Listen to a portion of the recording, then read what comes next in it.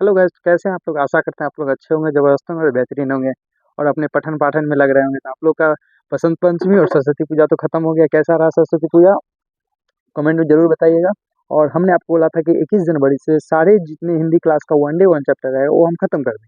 लेकिन मेरा कुछ तबीयत बिगड़ने के कारण ये क्लास थोड़ा लेट स्टार्ट हुआ, जो 26 जनवरी के दिन अब हम सोचे हैं कि 26 जनवरी से ही क्लास स्टार्ट करें। हालाँकि विकास सर आपको बता दिए थे कि सारे सर छुट्टी पे गए हैं, 27 जनवरी के बाद आएँगे। सारे सर छुट्टी पर हैं, लेकिन अभी हम जो वीडियो अपलोड कर रहे हैं, वो टाइम बज रहा है 12 बज रहा है रात। 12 बजे रात में अपलोड कर रहे हैं, वीडियो बना रहे हैं। आपको वीडियो 26 जनवरी के दिन मिल जाएगी, ठीक है? अभी हम इतना रात को शूट कर रहे हैं। और कहने का मतलब है कि अब आपके मन में क्वेश्चन आ उठा है कि सर हम अभी 1 महीना बचा है एग्ज़ाम का, तो क्या हम चैप्टर कवर करें या हम प्रैक्टिस सेट करें? तो तुम अगर यहाँ से अगर हम जो पढ़ाते हैं चैप्टर, अगर तुम वो भी 1 घंटा अगर पढ़ ले तो तुमको याद हो जाएगा। हम इतना डिटेल में पढ़ाएँगे, इतना संक्षेप में पढ़ाएँगे और इतना बारीकी रूप से आपको बता देंगे कि आपको फिर कहीं दिक्कत नहीं होगी। आप 1 घंटा मोबाइल लेके आप पढ़े हुए हैं, बिल्कुल ठीक बात है। आप मोबाइल को सामने रखिए और उसको देखते रहिए जो हम पढ़ाते हैं, बहुत फ़ायदे करेगा। और आज जो हम पढ़ाएँगे वो शब्द भेद रहेगा। शब्द भेद में वही कि किसकी उत्पत्ति कैसे हुई, तत्सम शब्द, तद्भव शब्द, संकर शब्द, देशज शब्द, विदेशज शब्द, उपसर्ग, प्रत्यय, ये सारी चीज़ हम इसी क्लास में टॉपिक में चेंज करेंगे, ठीक है? उसका बाद फिर भी हम ऐसा आपको 50-100 ऐसे-ऐसे उपसर्ग प्रत्यय दे देंगे जिसका एग्ज़ाम पे एक ना एक आएगा ज़रूर, इतना आपको गारंटी देते हैं। तो चलिए स्टार्ट करते हैं बिना किसी देरी के। क्लास को लंबा नहीं खींचना है क्योंकि आप लोग को पढ़ना पड़ेगा। अभी एग्ज़ाम का अब चेयरमैन तो घुसाए हुए हैं हिंदी। हिंदी, हिंदी पढ़ने से पहले है कि इसमें 2 चीज़ें, एक ये है कि इसमें एक अक्षर है और जो हिंदी है वो शब्द है। अक्षर क्या होता है, शब्द क्या होता है, पहले इस पे समझते हैं। तो लिखना अक्षर, अक्षर, अक्षर क्या होता है कि वह ध्वनि या ध्वनि समूह जिसका उच्चारण एक प्रयत्न में हो जाता है, वह ध्वनि या वो ध्वनि समूह, ये आप नहीं भी नोट करिएगा तो कोई ज़रूरत नहीं है। आप पढ़ते रहिए, अपने मन में पढ़ते रहिए और देखते रहिए कि हम क्या पढ़ा रहे हैं। वह ध्वनि या ध्वनि समूह जिसका उच्चारण एक प्रयत्न में, जिसका उच्चारण एक प्रयत्न में, जैसे कि एग्जाम्पल एग्जाम्पल क, ग, प, जितने भी 53 जो हमारे हम आपसे बोले कि हमारे जो इतने वर्णमाला में कितने अक्षर 52 या 53, तो कितने सारे ऐसे किताबें जिसमें 52 दिया गया है, आयोग जो मानता है वो 53 मानता है, क्योंकि री जो है एक हर्षिकार उसको जोड़ दिया गया। तो आयोग का कहना है कि जो जीडी वाला पिछला बैच था उसमें आयोग ने 53 माना था, तो इसलिए अगर आपको पूछा जाएगा तो आप 53 ही एग्जैक्ट बताइएगा, ठीक है? एक प्रयत्न में हो, जैसे कि क, प, भ, म, ये सबको देख रहे हो, वो ध्वनि या ध्वनि समूह जिसका उच्चारण एक प्रयत्न में हो रहा है, मतलब हम एक सांस ले रहे हैं या एक सांस में हो या एक प्रयत्न में। क एक सांस में बोल दिए, यही अक्षर होता है। और इसमें अक्षर हम आपसे पूछे तो आप क्या बोलेंगे कि ह जो है वो अक्षर है और हिंदी जो है वो शब्द है। तो अक्षर के बाद एक टॉपिक आता है, वो है शब्द। शब्द क्या होता है? हमने संधि से क्लास स्टार्ट शुरू करना है, लेकिन हमने यही से स्टार्ट करना है समझा, क्योंकि बच्चे सबको आसानी होगा समझने में। शब्द क्या होता है पहले समझना कि 2 अक्षर या 2 से अधिक अक्षरों के वर्णों के मेल से जो विकार उत्पन्न होता है उसे अक्षर कहते हैं। क्योंकि अक्षर को ही ज्वाइन करेंगे तब तो शब्द बनेगा ना, क्योंकि ये अक्षर हुआ। अगर इसमें 2 अक्षर मिला तब तो हिंदी का निर्माण हुआ, और एक हर्षिकार और एक दीर्घिकार, ई की मात्रा हो, तब तो ये हिंदी का निर्माण हुआ। डायरेक्ट क्या आप अक्षर से शब्द बना सकते हैं? हाँ। तो यहाँ शब्द लिखना कि 2 या 2 से अधिक वर्णों के मेल से, वर्णों के मेल से बने विकार शब्द कहलाते हैं। एग्जाम्पल एग्जाम्पल ऐसा कोई चीज ले लो जो 2 शब्द, अब इसी में क है प है, मान लो क में अगर हम जो दिए प, क कुर्सी, प पुलिस, भ भौरा, म ऐसा कोई भी नाम ले लो, मार्केट, वो सारे शब्द के अंतर्गत आएंगे। जैसे कुर्सी, कुर्सी, पुलिस, ये सब शब्द का निर्माण करता है, क्योंकि यहाँ देखिए होगा अक्षर में सिर्फ और सिर्फ एक ही चीज आता है और उसके बाद शब्द आता है। शब्द में कुर्सी, पुलिस, जो दो या दो से अधिक वर्णों के मेल से जो विकार उत्पन्न होता है वो शब्द कहलाते हैं। ठीक है, अब पॉइंट उठता है कि शब्द के भेद कितने होते हैं। शब्द के भेद, शब्द के भेद होते हैं। शब्द दो प्रकार के होते हैं, एक होते हैं सार्थक शब्द और एक होते हैं निरर्थक शब्द। निरर्थक शब्द का कोई पॉइंट नहीं होता, ये यहीं से खत्म हो जाता है। बचता है सार्थक शब्द। सार्थक शब्द को भी 5 वर्गों में बांटा गया है, उत्पत्ति के आधार पर, वर्ण के आधार पर, रचना के आधार पर, ऐसे सारे बहुत सारे। इसी चीज में उपसर्ग आता है, प्रत्यय आता है, पर्यायवाची आता है, विलोम आता है, देशज आता है, विदेशज आता है, इतने सारे चीज आते हैं, वही इसी में पढ़ेंगे। भेद जो है वो दो होते हैं, एक होते हैं सार्थक और एक होते हैं निरर्थक। पॉइंट नोट करना, सारी चीज हम एक बार इस पर लिखते हैं। ठीक है,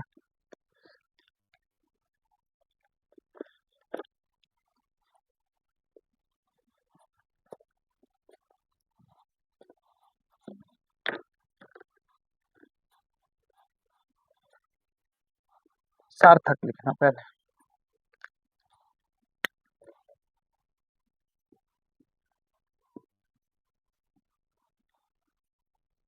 सार्थक शब्द के पहला लिखना व्युत्पत्ति के आधार पर।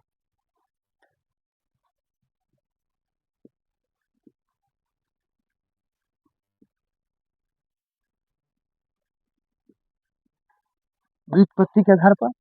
दूसरा रचना या बनावट के आधार पर। ये सारे जब हम व्युत्पत्ति के आधार पर, आप यहाँ लिख लीजिए कितने हम भेद बता रहे हैं, उसके बाद फिर हम व्युत्पत्ति के आधार पर बताएंगे कि कितने सारे हैं। व्युत्पत्ति के आधार पर ही 5 है। जैसे कि मान लो एक आता है व्युत्पत्ति के आधार पर, जैसे तत्सम, तद्भव, देशज, विदेशज, और इसमें इसका 4 ही होता है, और जो एक संकर शब्द होता है उसको सिर्फ ऐड किया गया है, इसके आधार पर उसको काउंट नहीं किया जाता है। इसमें 4 आते हैं, देशज, विदेशज, सॉरी, तत्सम, तद्भव, देशज, विदेश। दूसरा आता है रचना के आधार पर।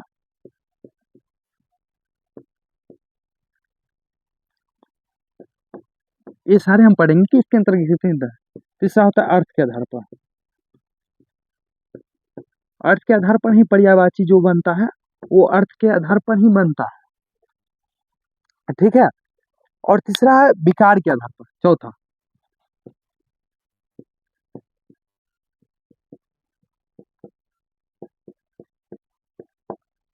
ये चारों चीज नोट करना। यही चारों को आज हम क्लास में डिटेल से पढ़ेंगे, पूरी डिटेल से। व्युत्पत्ति के आधार पर जो तत्सम शब्द है, तद्भव शब्द है, वो सारे किसके अंतर्गत बनाए गए हैं।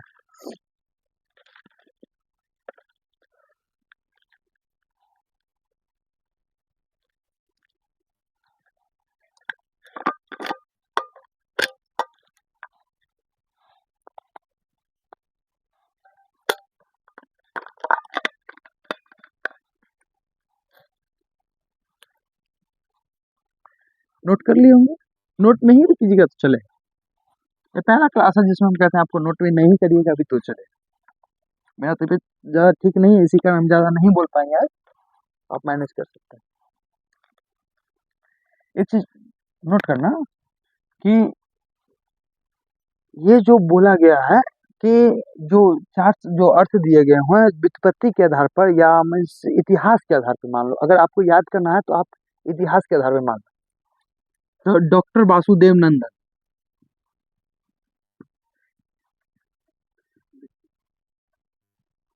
डॉक्टर वासुदेव नंदन के आधार पर के अनुसार इतिहास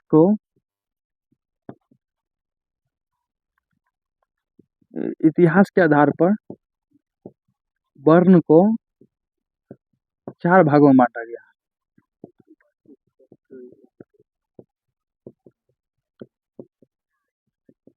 4 भागों में बांटा गया। पहला लिखना उपसर्ग, नहीं उपसर्ग, तत्सम। तत्सम कहने का मतलब आप समझिए कि तत्सम किसको कहते हैं।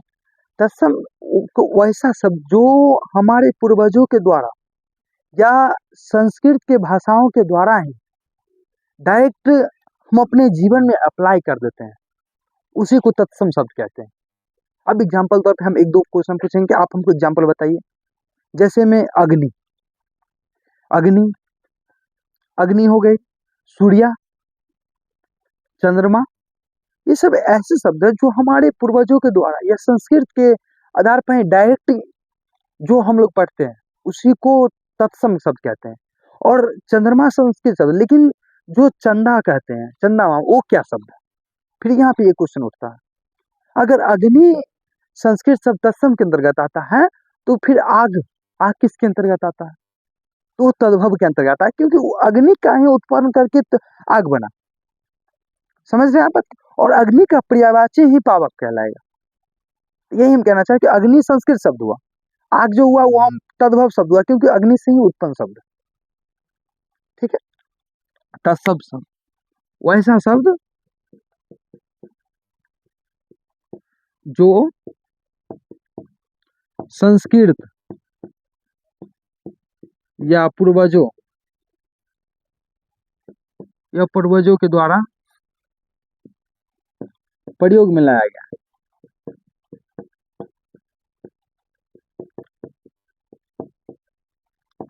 प्रयोग में लाया गया है, वो पूर्वजों द्वारा प्रयोग में लाया गया। जैसे अग्नि, प्रकाश, चंद्रमा, ये सारे ऐसे शब्द हैं जो जिसका हम उपयोग करते हैं, लेकिन डायरेक्ट संस्कृत से उठ करके हमारे जीवन में अप्लाई हो रहा है। दैट इज तत्सम वर्ड। सेकंड नोट करना है, 4 हमने बताया। सेकंड है तद्भव। तद्भव शब्द कैसा है? वैसा शब्द जिसके अंतर्गत संस्कृत से द्वारा उत्पन्न हो शब्द, यानी जो हमारे बोलचाल की भाषा में उत्पन्न होते हैं, उसको तद्भव शब्द कहते हैं। संस्कृत से विकृत होकर के बने शब्द को तद्भव शब्द कहते हैं। एग्जाम्पल, संस्कृत से विकृत होकर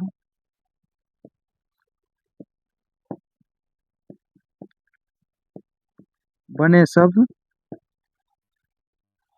तद्भव शब्द कहलाते हैं।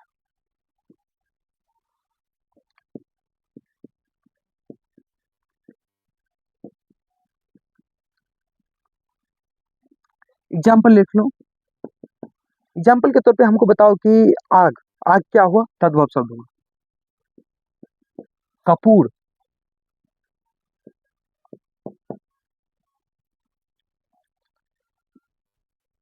प्रकाश, उजला,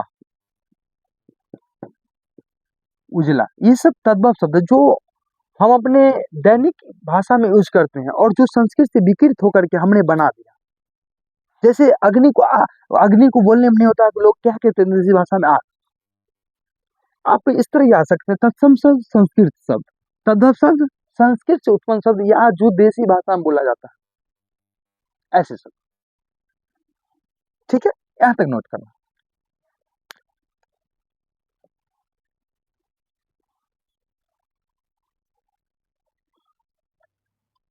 हम ऊपर लिखते हैं तब तक। तद्भव, तत्सम, तद्भव, देशज। देशज शब्द कहना क्या चाहते हैं कि वैसा शब्द जो देश में उत्पन्न हुआ हो, जो देश में उत्पन्न हुआ हो।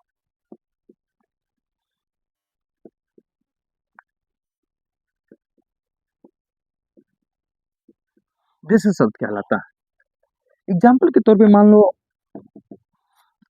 देशज शब्द के अंतर्गत मतलब हाँ, पेट, गड़बड़, ये शब्द जो देश में उत्पन्न हुआ हो। ऐसा कोई भाषा मैथिली में ले लो जिसको हम अपने अंतर्गत बोलने लगते हैं, गुल्ली डंडा, ऐसा कोई भी शब्द। जैसे एग्जाम्पल में लिख लो पेट, गड़बड़, छिपा लोटार जो है, लोटा विदेशी शब्द है जो फॉरेन कंट्री के द्वारा जो लाया गया था। ठीक है, पेट हो गया, गड़बड़ हो गया।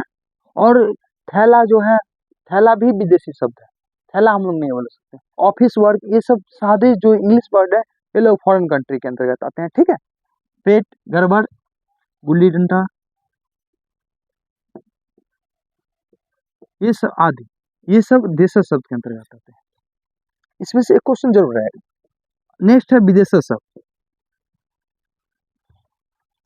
यहाँ पे नोट करना, जगह नहीं बचाने तो हम लिख देते हैं।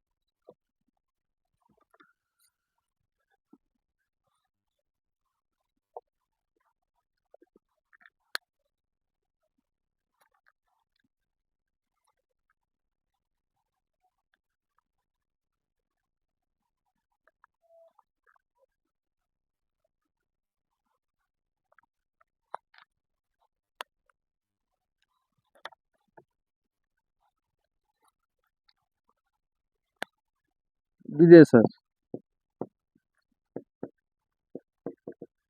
वैसा शब्द जो किसी दूसरे देश द्वारा लिया गया, जो किसी दूसरे देश के द्वारा लिया।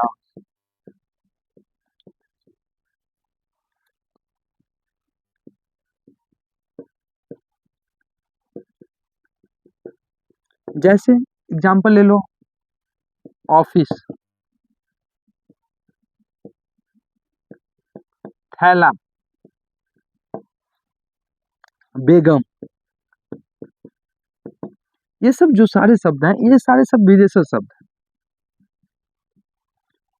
बेगम ऐसे कि तुर्की शब्द आता है, तुर्की जो है वो बेगम के अंतर्गत, मतलब बेगम जो है वो तुर्की शब्द के अंतर्गत आता है। हमने चार आपको बताया विदेश शब्द, और एक हमने आपको बताया था संकर शब्द। संकर शब्द भी नोट ही कर लेना।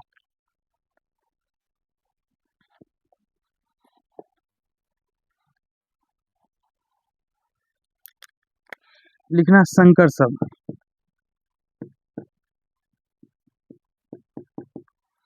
संकर शब्द क्या होता है कि दो ऐसे अर्थ पूर्ण शब्द जिसका अर्थ हो, ऐसा कोई अर्थ नहीं, मीन्स दो ऐसे शब्द को मत जोड़ देना जिसका कोई अर्थ ही ना हो। ऐसे दो अर्थ पूर्ण शब्द को जोड़ा जाए जिसके जिसका उसके बाद निर्माण होता है, वही संकर शब्द कहलाते हैं। जैसे रेलगाड़ी, विद्यालय, पाठशाला, मालगाड़ी, ये सारे चीज संकर शब्द के अंतर्गत आते हैं। संकर शब्द वैसा शब्द जो दो अर्थपूर्ण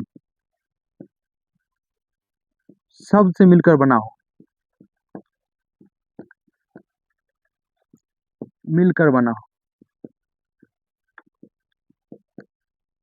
संकर शब्द कहलाते हैं। एग्जाम्पल, रेलगाड़ी, मालगाड़ी,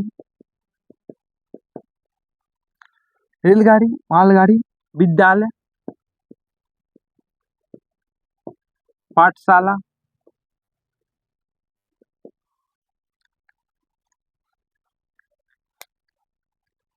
ये सारे चीज संकर शब्द के अंतर्गत आते हैं। हमने आपको इतिहास के आधार पर शब्द के चारों टाइप बता दी।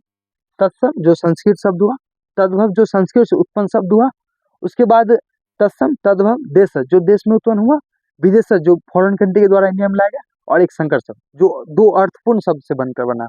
पांचों यहाँ तक क्लियर हो गया होगा। और ये जो दिया गया था डॉक्टर वासुदेव नंदन, जो आधुनिक व्याकरण के जो जन्मदाता थे, उन्हीं के आधार पर यह दिया गया था। डॉक्टर वासुदेव नंदन का नाम याद है। दूसरा हमने आपको बताया था कि रचना के आधार पर, रचना के आधार पर कितने भागों में बांटा जाता है, वो सारी चीज भी हम बताते हैं।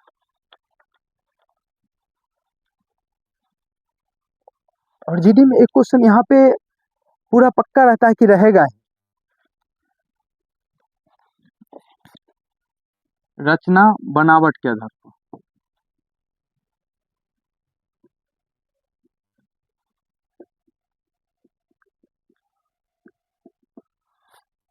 इसमें तीन प्रकार का आता है। एक पहला आता है रूढ़, दूसरा यौगिक, और एक तीसरा आता है योग रूढ़।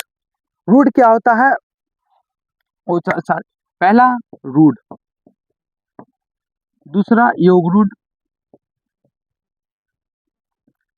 तीसरा यौगिक।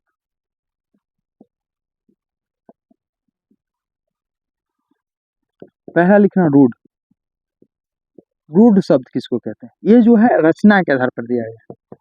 रूढ़ शब्द ऐसा शब्द को जिनके खंड करने पर उनका अर्थ स्वतंत्र अर्थ नहीं निकलता हो। रूढ़ शब्द ऐसा कि जिनका आप टुकड़े कीजिएगा ना तो उसका कोई अर्थ ही नहीं निकलता। एग्जाम्पल के तौर पे ले लीजिए आप कि कुर्सी। कुर्सी का आप दो खंड कीजिएगा कु और सी, जिसका इसका संधि विच्छेद करिएगा कुर्सी का, तो ये कु प्लस सी कुर्सी। लेकिन इसका क्या है, इसका कु का कुछ मतलब आ रहा है, सी का मतलब कुछ आ रहा है? नहीं। यही रूट शब्द कहलाते हैं। रूट शब्द के अंतर्गत यही आते हैं जिनका खंड करने पर कोई अर्थपूर्ण शब्द नहीं।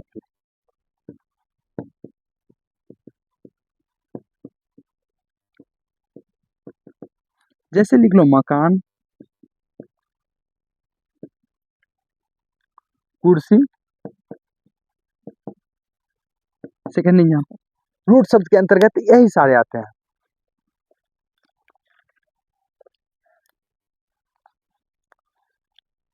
जैसे कि घर, पलंग, इस तरह के ऐसे सारे शब्द ले लो जिनका आप खंड कीजिएगा तो उसका कोई अर्थ ही नहीं आता, सीमित अर्थ रहता है।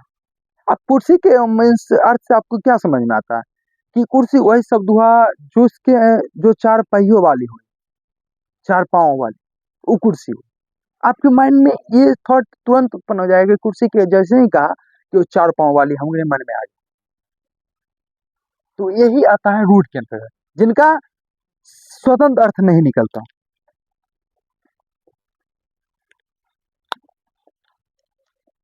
दूसरा है होता है यौगिक। यौगिक क्या होता है कि दो या दो से अधिक शब्दों के मेल से जो बना होता है वो यौगिक कहलाते हैं। जैसे कि आप मान लो, और जिनका अर्थपूर्ण शब्द है, इसमें अर्थ नहीं आ रहा था, जिनका खंड करने पर कोई अर्थपूर्ण नहीं शब्द नहीं निकल रहा था, यौगिक। दो या दो से अधिक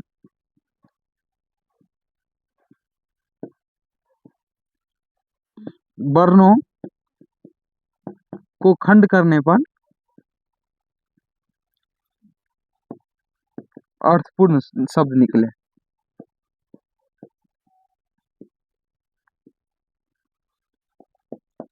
पहला है रेलगाड़ी। रेलगाड़ी से आप क्या समझते हैं? रेल अलग होगा प्लस गाड़ी अलग होगा। रेल की मीन्स ऐसा वाहन जिसपे जो पटरी पर चलती है। रेल गाड़ी की जिसपे व्यक्ति सवार होते हैं, जो रेलगाड़ी के अंतर्गत आते हैं। आपको हम पूछते हैं दूसरा कि विद्यालय। विद्यालय से आप क्या समझते हैं? इसमें आप बोलिएगा, इसका संधि विच्छेद करिएगा तो विद्या जो आल है। विद्या की मीन्स जो ज्ञान का जहाँ अर्जन होता है वो, और आलय मीन्स घर, जहाँ ज्ञान मिले, वो जो घर होता है वही विद्यालय के अंतर्गत आता है। पाठशाला, ये सारे यौगिक के अंतर्गत आते हैं।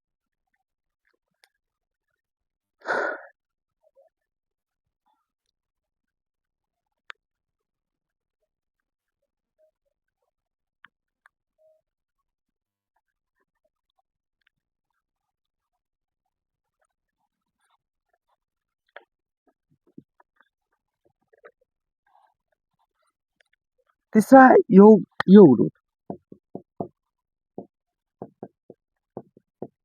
योग रूट मीन्स वे शब्द यौगिक तो होते हैं, लेकिन जितना खंड करिएगा ना तो वो निरर्थक हो जाते हैं। मीन्स कोई काम का नहीं हो जाते, सार्थक नहीं रहते।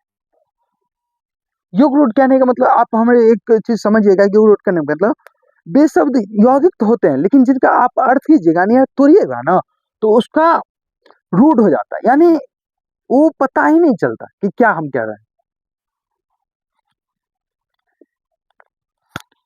जो शब्द यौगिक तो होते हैं, भाषा से ही आप पकड़ लीजिए होइएगा, जो शब्द यौगिक तो होते हैं परंतु उनका खंड करने पर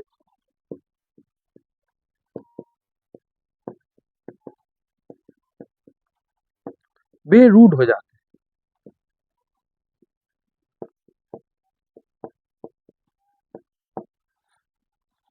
बेरूढ़ हो जाते हैं। जैसे पीताम्बर, आप पीताम्बर से आप समझिएगा कि ये यौगिक तो शब्द हैं, जुड़ा हुआ तो है, लेकिन इसका जब खंड कीजिएगा तो आपको पता नहीं चल रहा है कि आप किसके बारे में बात कर रहे हैं। आप पिता जो अंबर बात कीजिएगा तो क्या आपको लगता है कि पिता अलग होंगे अंबर होंगे? लेकिन रेलगाड़ी को जब आप एक जोड़िएगा तो रेलगाड़ी, लेकिन पिता जो अंबर को आप तोड़िएगा तो नहीं पता चलेगा। लंबोदर, हम यही कहना चाह रहे हैं आपसे। रूढ़ शब्द जिसका खंड करने पर कोई सार्थक अर्थ नहीं निकलता, वो खुद सार्थक होगा लेकिन जब उसका खंड कीजिएगा तो वो सार्थक शब्द नहीं कहलाएगा। रूढ़ शब्द के अंतर्गत हो। यौगिक के अंतर्गत दो या दो से अधिक ऐसे अर्थपूर्ण शब्द जिनका आप निर्माण कीजिएगा ना, तो एक ऐसे जिसका आप खंड कीजिएगा ना तो दो ऐसे शब्द का निकल के आएंगे जिनका दोनों का अर्थ अलग अलग, लेकिन जब उसको जुड़िएगा यौगिक मीन्स जुड़ जाएगा। तीसरा योग, जो शब्द यौगिक तो होते हैं मीन्स जुड़ा तो हुआ होता है, लेकिन उनका जब खंड करिएगा ना तो बेरूढ़ हो जाते हैं, मीन्स बिना अर्थ के रह जाते हैं, इनका कोई अर्थ नहीं रहेगा। हमने आपको रचना के आधार पर तीन बता दी, अब अर्थ के आधार पे आपको बताते हैं।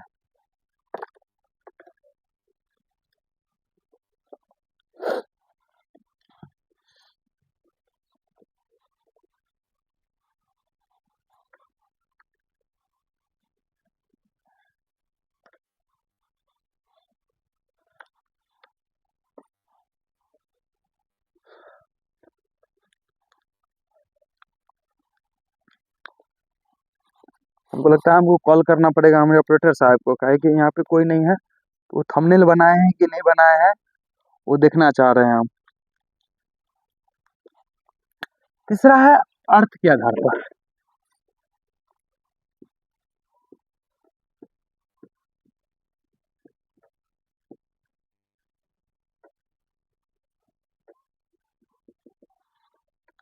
अर्थ के आधार पर तीन है।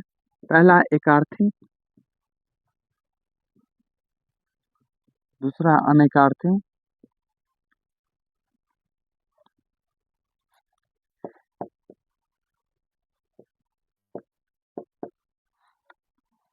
हम क्या कहना चाह रहे हैं आप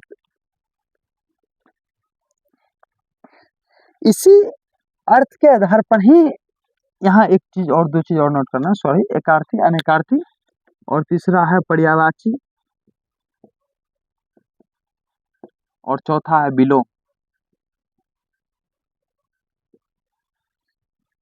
यहाँ हम सिर्फ और सिर्फ भाषा पढ़ रहे हैं, इसके बाद जब हम क्लास कराएंगे तो इसमें हम पर्यायवाची का शब्द एक बोर्ड भर के देंगे जिसमें आपको हम बता देंगे कि यही पर्यायवाची पूछा जाए।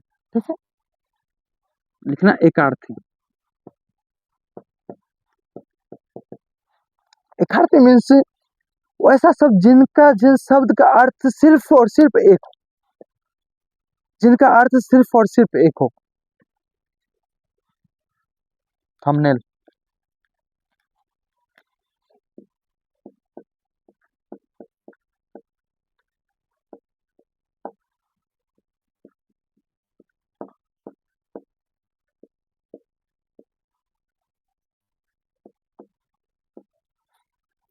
एकार्थी शब्द जिनका अर्थ सिर्फ एक हो, अर्थ सिर्फ और सिर्फ एक हो, एकार्थी शब्द कहलाए। जैसे आप हमको बताइए कि गंगा, गंगा अगर हम आपको बोलेंगे तो आप गंगा से क्या समझिएगा कि एक ऐसा नदी जो पवित्र है और जो गंगोत्री से निकल करके हमारे अरब सागर तक जाती, तो वो गंगा। गंगा सिर्फ और सिर्फ एक है। ऐसा कोई भी नदी का नाम ले लीजिए जिसका सिर्फ और सिर्फ एक ही अर्थ हो। हम आपसे आग पूछेंगे तो आग का क्या सिर्फ और सिर्फ एक ही अर्थ है, हाँ या ना? नहीं। तो वही हम कहना चाह रहे हैं, एक अर्थ जिनका अर्थ सिर्फ और सिर्फ एक हो। जैसे एग्जाम्पल,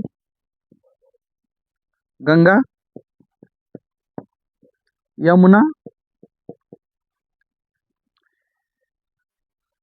गंगा, यमुना, राबी आदि। आप तो मेरे कहने का मतलब कि आप समझ रहे हैं हम क्या कहना चाह रहे हैं। दूसरा लिखना अनेकार्थिक शब्द,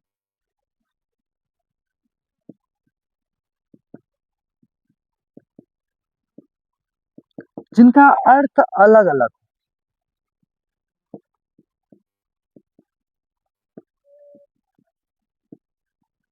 अलग अलग अनेकार्थिक शब्द कहलाते हैं। जैसे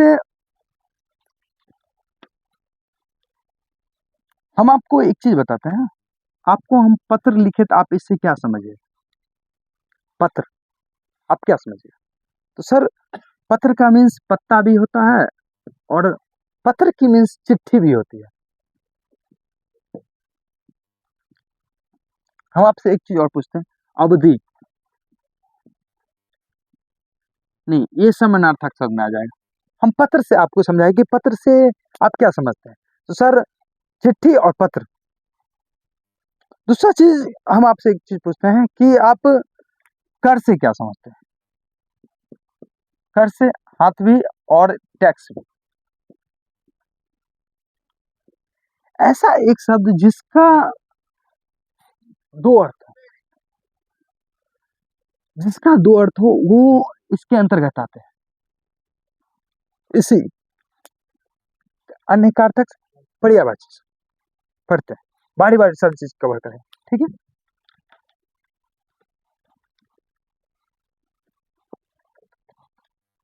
तीसरा है पर्यायवाची शब्द।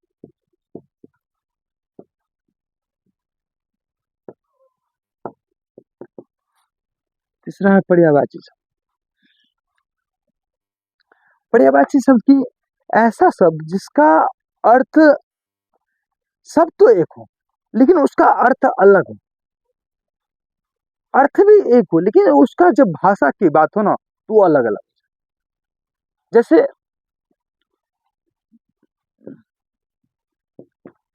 जिसका एक शब्द के अनेक भाषा, एक शब्द के अनेक अनेक उत्तर हो। जैसे मान लो कि हम कहना चाह रहे हैं गगन। गगन को आप क्या लिख सकते हैं? एक फर्स्ट में गगन हो गया, दूसरा आकाश हो गया, तीसरा गगन चुम्बी हो गया, हाँ या ना? जी। दूसरा आग। आग से आप क्या समझते हैं? अग्नि, पावक, अनल, हाँ या ना? पर्यायवाची शब्द आप सिर्फ एग्जाम्पल के तौर पे समझ रहे हैं कि शब्द भेद हम पढ़ा रहे हैं तो इसमें पर्यायवाची शब्द आ रहा है। अब ये नहीं कि हम इतना ही पर्यायवाची, बस दो पर्यायवाची करा दिए हो गया, नहीं। पर्यायवाची क्लास हम एक एक्स्ट्रा क्लास लेंगे जिसमें हम ऐसे पर्यायवाची शब्द छाप के देंगे आपको, जितना आप कर लीजिएगा तो फिर उससे आगे नहीं, बाहर नहीं जाए, ठीक है। तीसरा, चौथा लिखना विलोम शब्द। ये सबसे आप लोग वाकिफ होइएगा, इतना हमको पता है, लेकिन फिर भी आप एक बार देख लीजिए। विलोम, जिनका विपरीत शब्द, जो शब्द का विपरीत रूप बताता,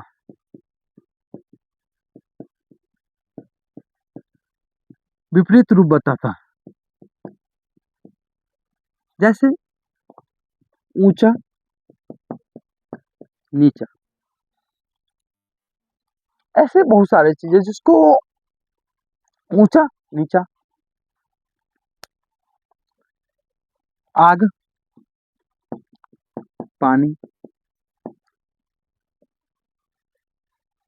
आकाश, जमीन, विलोम शब्द हमने आपको समझा दिया। एक सारी चीज हो गई, एकार्थी, अनेकार्थिक, पर्यायवाची, विलोम, सारी चीज कवर करवा दी।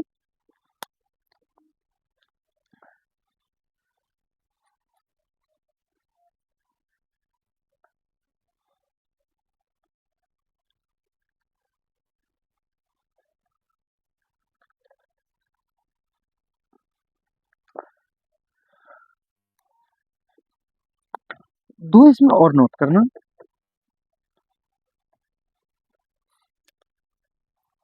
वाक्यांशों के लिए एक शब्द,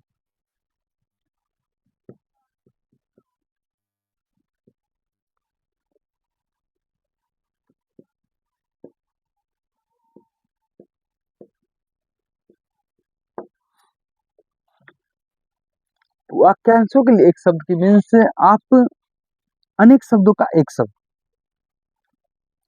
वाक्यांशों के लिए अब समझ जाइए, वाक्यांशों के लिए जो हमारे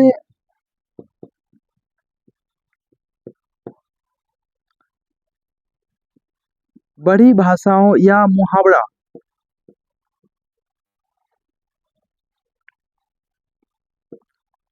को कम भाषा या एक अक्षर में प्रस्तुत किया, एक शब्द में प्रस्तुत किया गया।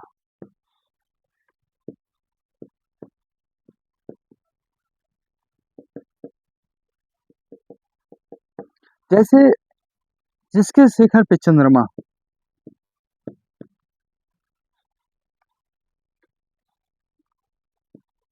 जिसके चंद्र पर शिखर,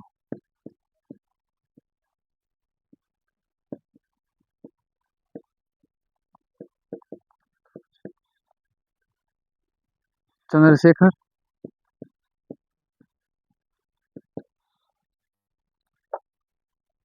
जिसके चंद्र पर शिखर हो चंद्रशेखर। वाक्यांशों के लिए अब एक शब्द आता है समानार्थी शब्द।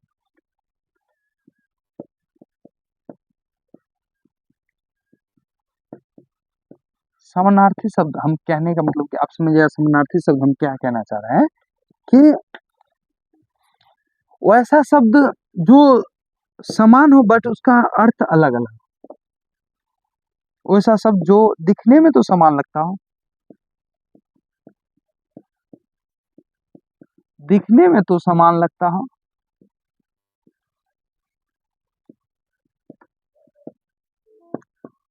बट परंतु उसका भाषा अलग हो।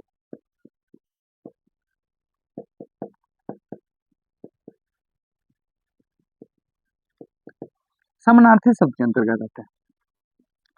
पहला एक हम चीज समझाओ कि अवधि, अवधि, एक अवधि ऐसे लिखा था और एक अवधि ऐसे लिखा था, ये दोनों अवधि में क्या अंतर है? अवधि, अवध एरिया वाले जो क्षेत्र है वो अवधि आता कहलाता, अवधि वाले क्षेत्र, और अवधि का मतलब टाइम पीरियड, अवधि मीन्स समय। आपको दोनों बोलने में तो अवधि ही बोलिएगा बट ये अपने समय पर जाकर के चेंज हो जाएंगे।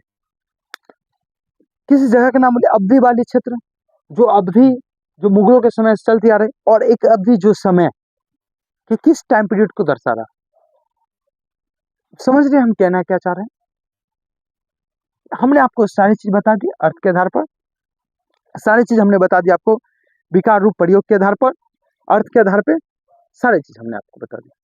और जो विकार रूप के जो प्रयोग के आधार पर था वो छोटा छोटा सिर्फ था, वो हम जब संधि पढ़ेंगे ना तो सिर्फ उसमें बता दें। और इसका जो पर्यायवाची शब्द जो बताया और विलोम शब्द जो बताए, पर्यायवाची शब्द हम इसी क्लास के जस्ट बाद हम क्लास जो देंगे उसमें पर्यायवाची शब्द और विलोम शब्द को कवर करेंगे, जिसमें से हम ऐसे शब्द को छाटेंगे जिसमें सिर्फ और सिर्फ एग्जाम के पॉइंट ऑफ व्यू से जरूरतमंद हो, वो सिर्फ और सिर्फ 10 मिनट क्लास रहेगा, आप उसको एक बार जरूर देख लीजिए, ठीक है। तब तक के लिए मेरा तबीयत ठीक नहीं होने का हम क्लास को आज यहीं तक रखते हैं। नेक्स्ट क्लास जब हम पढ़ाएंगे संधि, और उससे पहले हम पर्यायवाची शब्द, विलोम शब्द, वाक्यांशों के लिए एक शब्द और मुहावरे, ये चारों के लिए हम कुछ ऐसे 100 दे देंगे जो आपके लिए परीक्षा के लिए महत्वपूर्ण है। तो चलिए मिलते हैं फिर नेक्स्ट क्लास में, तब तक के लिए धन्यवाद।